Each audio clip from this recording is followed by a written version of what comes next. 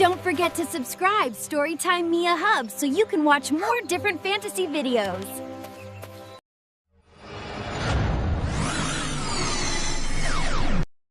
Wow, ang ganda pala kung nakasakay ka sa harap. Nakakaaliw ang tanawin. Oo, maaaliw ka sa biyahe natin kasi medyo malayo pa tayo at marami kang makikitang magagandang tanawin. Kuya Roel, halos 8 oras na tayong nagbibiyahe ha? Malapit na ba tayo sa bahay ninyo? Malapit na tayo, Ann. Saglit na lang. Habang nasa biyahe, parang may kaba akong naramdaman.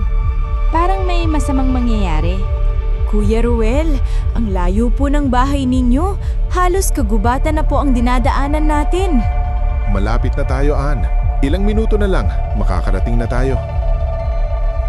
Parang may mali sa lugar na ito. Nandito na tayo, Ann.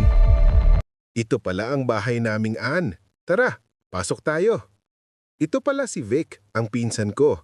Vic, si Ann, apo ni Lola Kuring. Hi, Ann. Buti nakarating ka. Oo nga eh. Ang layo pala dito. Nasaan na yung may sakit? Tara, Ann, puntaan natin. Nandun sa kwarto. Ilang linggo na siyang ganyan. Sabi ng mga albularyo, malakas daw ang demonyo. Di daw nila kakayanin. Teka, may dala akong gamot pang lunas. Nasa bag ko. Ito na, nakuha ko na. Bibigyan ko siya ng orasyon. Hahawakan ko siya, ha? Ano to? Parang may mali dito. Naloko na. Hindi ito tao. Ibig sabihin, niling lang nila ako? Napakabobo ko talaga. Ang dali kong naniwala. Alam ko na ang lahat. Patibong ninyo itong lahat. Akala ninyo di ko malalaman? Ang dali mong mautuan. Bata ka pa talaga. Hulihin mo na, Vic. Sige. Girl. Katawang halimaw.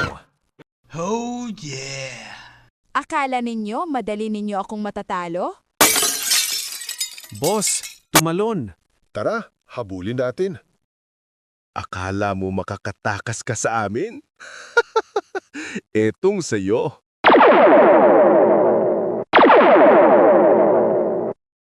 Ako naman itong sa inyo.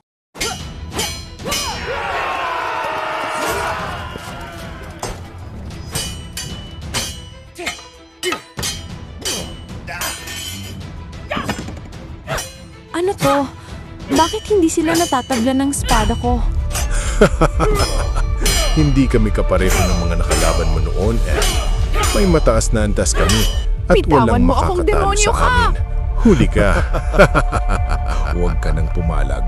Wala kang laban sa amin. Patawad, Lola. Natalo ako. Patayin na natin yan. Huwag.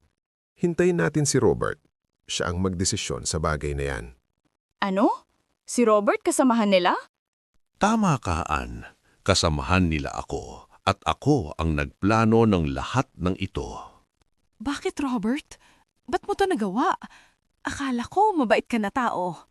Mabait? Oo, mabait ako. Pero hindi ako tao.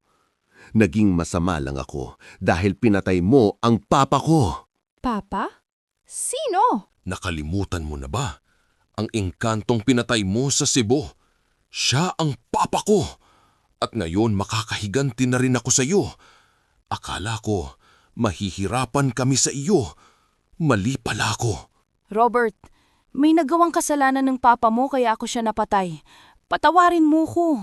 Pero kung yan ang gusto mong gawin para maging masaya ka at makahigante sa papa mo, sige, patayin mo na ako ngayon, Robert. Oo, papatayin kita. Ito na ang katapusan mo, Ann. Ito na ba ang katapusan ko? Abangan sa susunod na episode dito lang sa Super Ann.